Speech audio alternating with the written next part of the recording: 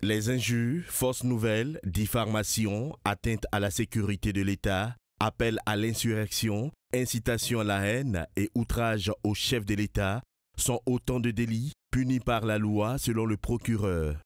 Les réseaux sociaux sont désormais considérés comme une extension des médias responsables, engageant la responsabilité des directeurs de publication.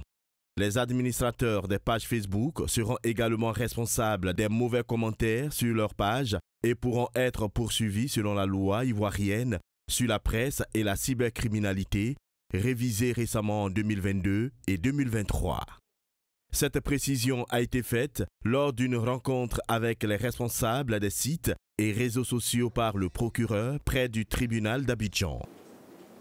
Et j'ai mis la PLCC à contribution.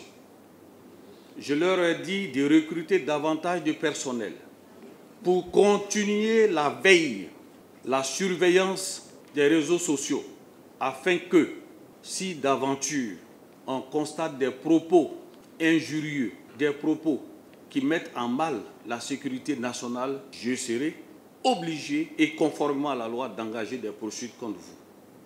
Après des échanges francs et directs, certains administrateurs expriment leur inquiétude, redoutant que ces nouvelles règles ne limitent la liberté d'expression.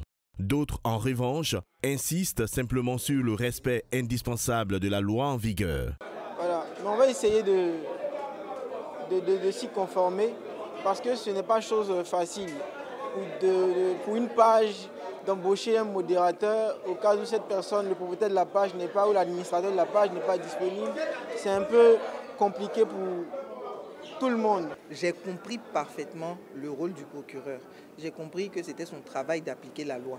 Donc il faut que nous, on fasse en sorte de ne pas tomber sous le coup de cette loi-là. C'est ce que je disais. Ça ne veut pas dire qu'on sera condamné nécessairement, mais ça veut dire qu'il faut qu'on sache qu'on s'expose quand même.